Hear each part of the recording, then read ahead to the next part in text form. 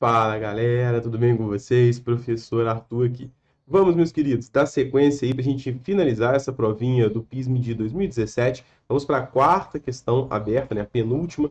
Uma questão que vai falar de equilíbrio químico, deslocamento de equilíbrio, análise de Ka, temas sempre muito presentes na prova aberta do PISM. Assiste a resolução toda feita com carinho, vai ter muita dica ao longo da resolução. Afinal, você veio aqui procurando química, é química, vem comigo, depois da vinheta.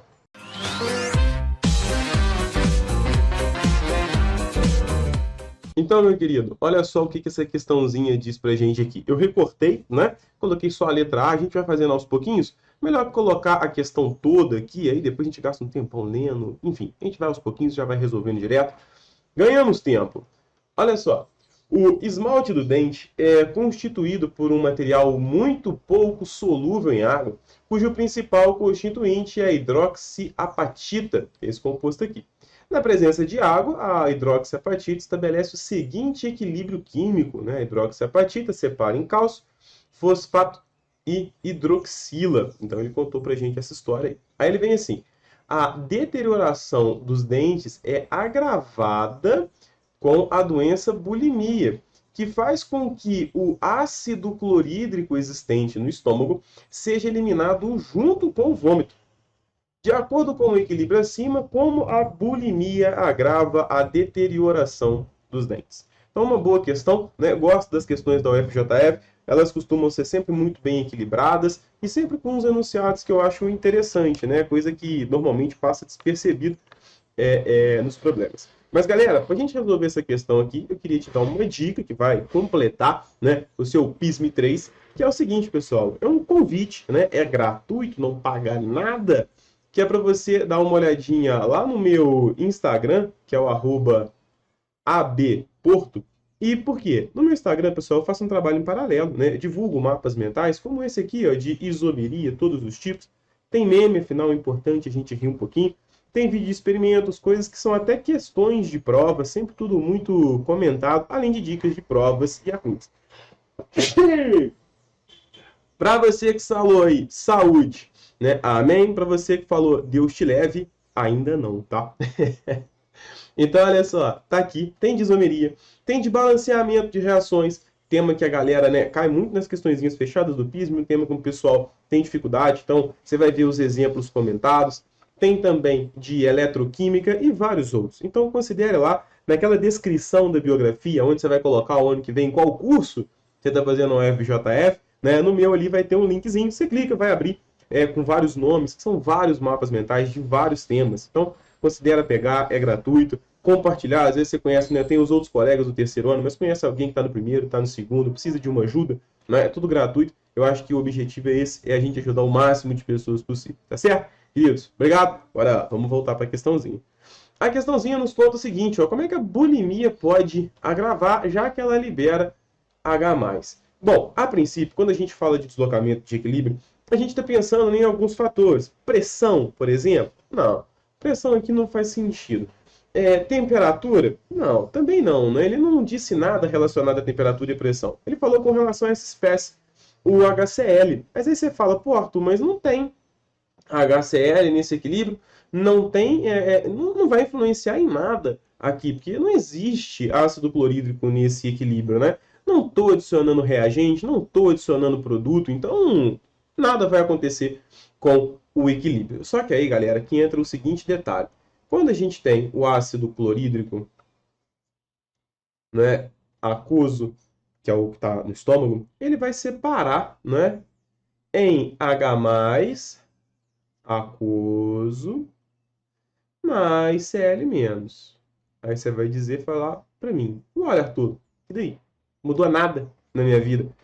Quase, jovem, porque olha só quem está sendo liberado. H+, aquoso. E daí, Arthur? Não mudou nada. Mudou, jovem. Olha o que a gente tem aqui. Hidroxila. Porque olha só o que acontece. Eu vou resgatar uma reaçãozinha com você lá do primeiro ano, tá? Isso aqui é um exemplo, não tem a ver com essa questão. É só para eu amarrar aqui um ponto. Lá no primeiro ano, quando você fazia aquelas reações de neutralização, você, por exemplo, pegava o hidróxido de sódio com o ácido clorídrico. Reação de ácido mais base forma sal e água. Ok, Arthur, mas ainda não amarrei a ideia. Vamos devagar.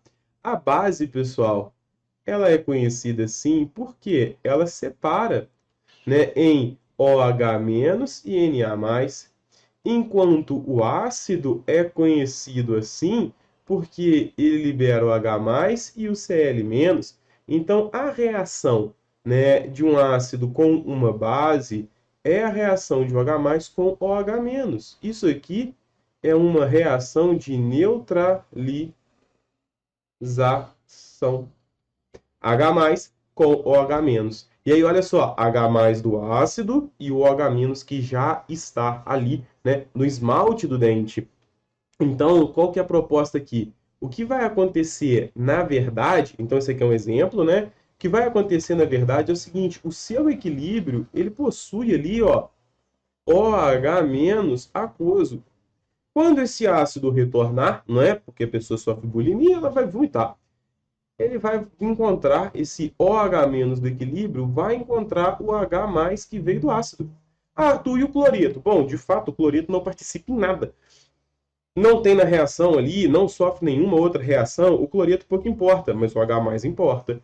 E aí o que, que vai ser formado? Um H+ que veio do seu HCl, porque a pessoa vomitou, junto com a hidroxila, que veio daquele equilíbrio ali, não é, do esmalte do dente.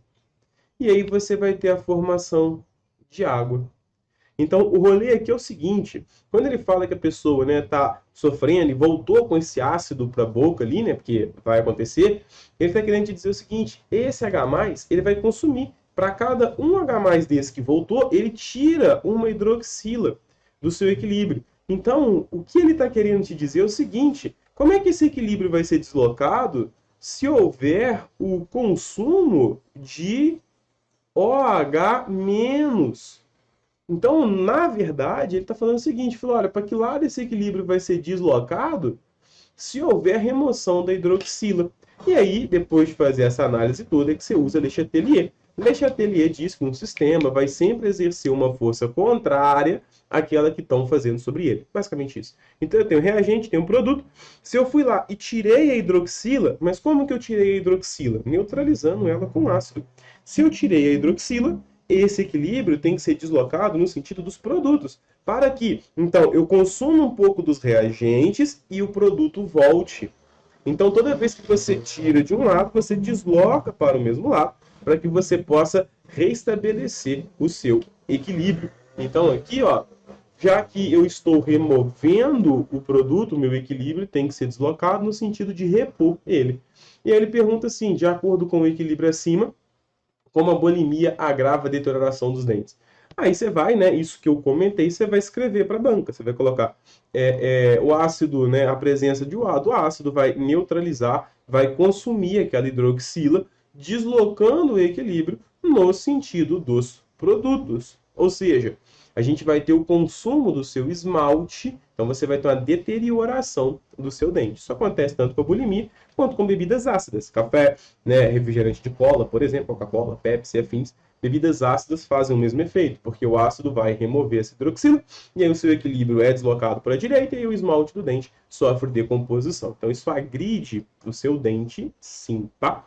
Beleza? Letra A tá aí explicadinha para você. Você colocar isso na forma de texto, como eu disse, e vou repetir, né? A bulimia iria, né? A presença desse ácido iria consumir aquela hidroxila, então o seu equilíbrio seria deslocado no sentido da reposição, no sentido dos produtos. Isso são só possibilidades, né? Você escreve o seu texto alegando esses pontos aí. Não precisa escrever as equações, tá? Se você quiser colocar, por exemplo, isso aqui para ilustrar, tudo bem. Esse exemplo aqui não tem nada a ver com o exercício, só lembrei a reação de neutralização. Mas aí se você quiser colocar a equação mostrando, mas tem que ter um textinho por escrito que ele perguntou, uma pergunta teórica aqui. Fechou? Bora para a próxima. Letra B. Ó, na placa bacteriana, as bactérias metabolizam o açúcar, transformando-os em ácidos orgânicos que contribuem para a formação de cáries. Dentre os principais ácidos formados na placa estão os ácidos acético, que tem Ka de 1,58 vezes 10 a menos 5, e o lático, que tem Ka de 1,58 vezes 10 a menos 4. Qual desses ácidos é o mais fraco? Então, vamos relembrar aqui rapidinho a análise de Ka e a força de um ácido. Vou colocar aqui, pessoal, né, um ácido genérico, qualquer aqui, para a gente poder analisar. Vamos pegar, por exemplo, um ácido, eu vou pegar até o cianídrico aqui, ó, tá? Isso aqui é total aleatório, isso aqui é um exemplo só para a gente discutir e entender qual é o lance do Ka. Não tem nada a ver com a questão em si, não. Depois que eu amarrar uma revisão da teoria, fica fácil a gente matar o exercício. Então, esse aqui é um exemplo aleatório. Ele separa em H+, que é aquoso, mais o cianeto, por exemplo. E daí, Arthur, quando eu montar a constante de equilíbrio, que é o Ka, o nosso Ka é sempre produto sobre reagente. Então, eu vou ter aqui, ó, H+, né, o Cn- e aqui o HCl. Beleza, Arthur, mas e aí? Por que esse rolê? Olha só, o que é um ácido bom? O que é um ácido forte? É um ácido que ioniza muito, né? Esse processo de separação que você está vendo aqui, ele é chamado de ionização. É criar os íons ali. Então, um ácido bom é um ácido que ioniza muito, que libera muito H+, que libera muito produto. Então, olha só, quanto mais forte for o seu ácido, maior vai ser a quantidade de produto que ele gera. E aí, o que vai acontecer com a quantidade de reagente? Diminui, porque não é infinito, né? Você colocou 100 moléculas daquela ali, 99 separaram, ou sobrou um só, né? Diminuiu a quantidade do reagente. Então, quanto mais forte for o seu ácido, mais produto ele vira, né? Mais H+, mais Cn- ele vira, e menos reagente vai sobrar. Por quê? Porque ele se separou muito. Então, olha só, uma razão matemática agora. Isso aqui nem tem a ver com química, não. Quando o numerador aumenta e o denominador diminui, o resultado de uma fração é que o Ka é maior. Só você fazer, pega 1 dividido por 1. Aí depois você pega 10 dividido por 0,1. Depois você pega 100 dividido por 0,01. Vai sempre aumentando o numerador e diminuindo o denominador. Você vai ver que o resultado da fração é sempre maior. Então, o que eu estou querendo te dizer aqui, ó, é que quanto maior o Ka, maior é a força do ácido. Por quê? Porque um ácido forte vai separar muito, vai gerar muito produto, vai sobrar pouco reagente, e aí você tem que o Ka fica sendo um número maior. Então isso aqui não tem a ver com essa questão, foi só uma explicação teórica, para eu não chegar aqui e cuspir a resposta, que é muito direta. Não tem muita volta aqui. Qual que é o ácido mais fraco? Mais fraco é aquele que tem um menor Ka. Por quê? Acabei de explicar. Então a resposta, qual é o ácido mais fraco? É o ácido acético. Sei que eu coloquei aquele acento ali, não. Ácido.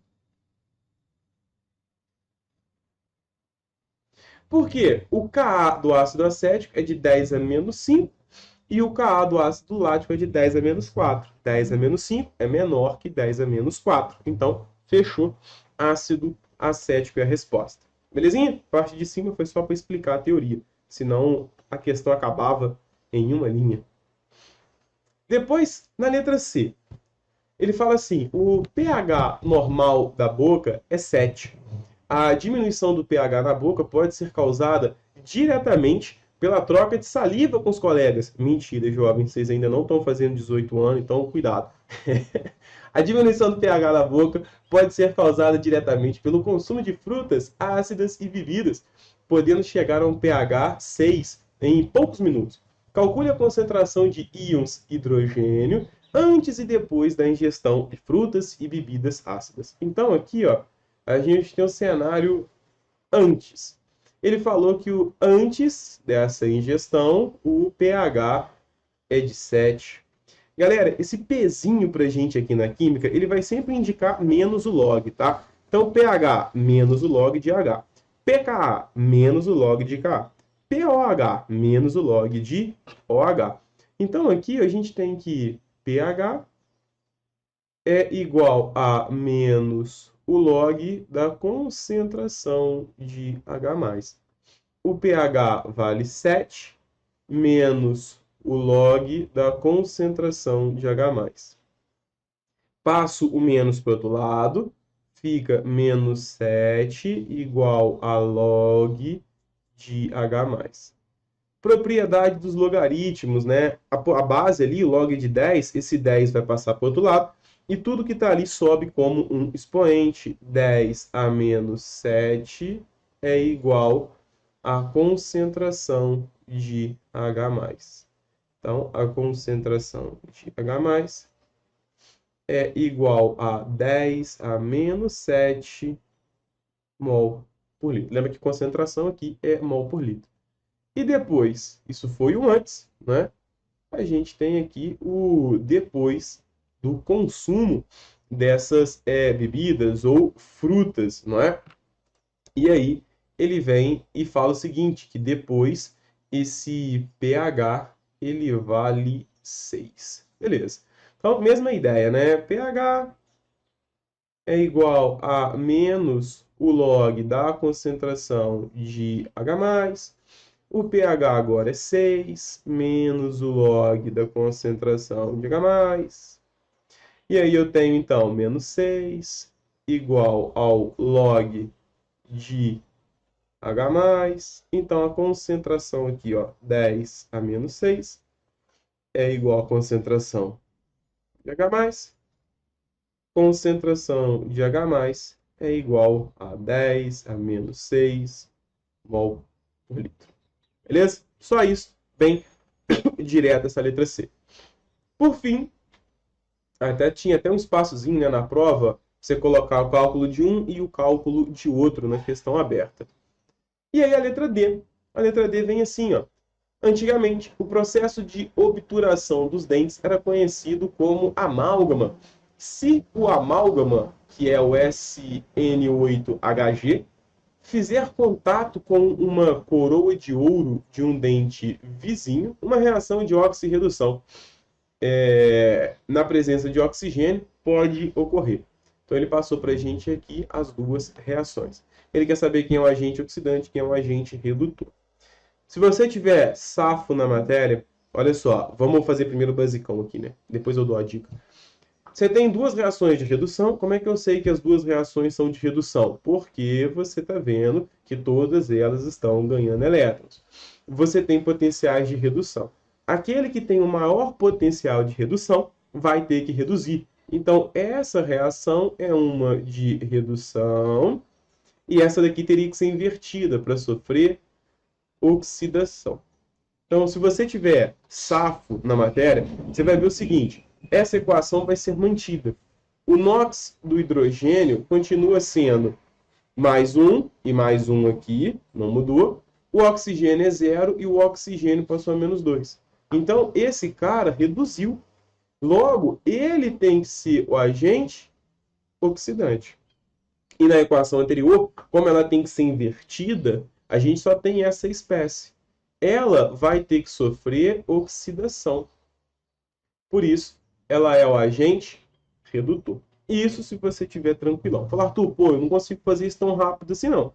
Qual outra dica que você me dá? Para você poder achar o agente oxidante ou o agente redutor, faça, né, escreva a semi-reação de redução, escreva a semi-reação de oxidação e depois escreva a equação global. Isso pode te ajudar.